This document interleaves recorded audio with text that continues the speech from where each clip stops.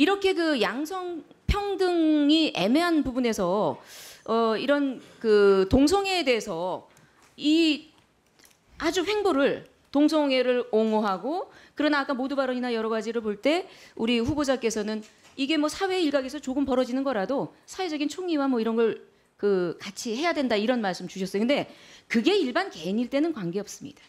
그러나 대한민국의 정부 정책을 앞서서 하는 여성가족부 장관으로서는 이런 올바르지 않다라고 보이는 다수의 의견들이 있는 대한민국의 현재의 상황에서 마땅히 여성부 장관으로서의 준용되는 게 이게 마땅하느냐 이런 부분에 본의원은 의견을 드리지 않을 수 없습니다.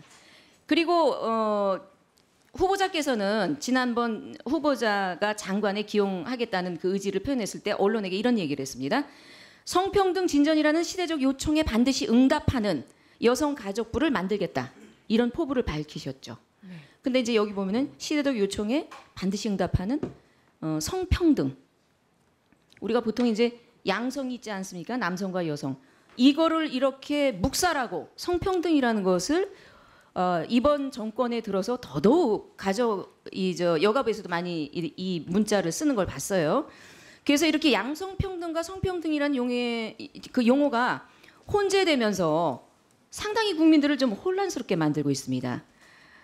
그리고 또 특히나 그 여성가족부 지금 장관 되시려고 하는데 지난 그 양성평등 주간 슬로건을 함께하는 성평등 이런 말로 정하면서 대한민국에 이미 법명으로 정해진 양성평등 주간에 대해서 어떤 굉장히 위해가 가는 이런 발언을 한 적이 있어요. 그래서 이것은 그 기본 계획안에서 우리가 보통 양성평등 대신 성평등이라는 자꾸 용어를 반복 사용하고 있습니다. 여가부에서. 그래서 종교계의 거센 반발로 양성평등으로 변경되기도 했습니다. 이어서 하겠습니다. 시간이. 근데 지금 제가 요건 이어서 하는데 제가 그 쭉 열거한 앞에 그 여러 가지 12항에 대해서 활동하신 그 동성애에 기반된 활동의 행보를 보였던 부분에 대해서 대답 주실 거 있으면 대답 주세요. 이게 아니면 아니었다. 기면 기였다. 네, 의원님께서 말씀하신 그 내용들은 대부분 사실들에 기반돼 있지만 그 사실들의 전제가 조금 다르다고 생각합니다. 말씀하신 대로 실제로 그 성소수자의 문제라는 게 누군가에게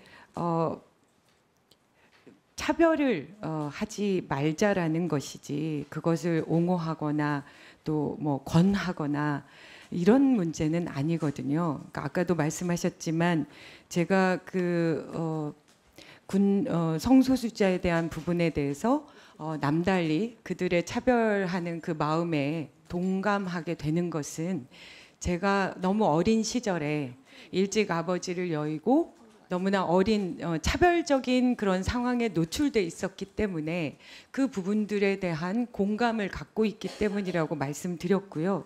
그리고 아까 뭐 일부 이렇게 고소고발했다는 그 부분은 동성애에 대한 부분이 아니라 그분들께서 제가 정말 진지하게 고민하고 종교적인 선택을 한 것에 대해서 저에게 그거를 위장 잠입했다 이런 식으로 표현을 하셨기 때문에 그것이 예민한 총선 시점에서는 그게 되게 문제가 있을 수 있어서 저희가 그거를 못하게 하기 위한 것이었고요. 단도직입적으로 한 가지만 묻겠습니다. 네.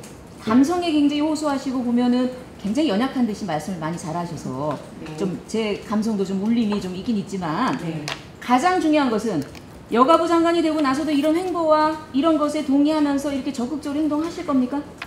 제 말씀은 아까도 똑같이 드렸는데요. 여성가족부 장관의 역할은 그 모든 것들을 반대하고 우려를 표현하시는 분들로 대변해야 되는 역할이라는 것에 대해서 충분히 자각하고 있습니다. 그래서 사회적 합의가 이루어지지 않는다면 그것이 진전되기는 어렵다 이렇게 생각하고 있고요. 다만 우리는 계속 고민은 해야 된다고 생각합니다. 아니 고민은 뒤로 감춰두시고 공인으로서 해야 되는 그렇죠. 공업과 제 도덕적인 가치를 지킬 수 있겠냐를 묻는 거예요. 네, 고민하겠습니다. 그리고 중심 잘 잡겠습니다. 이상입니다.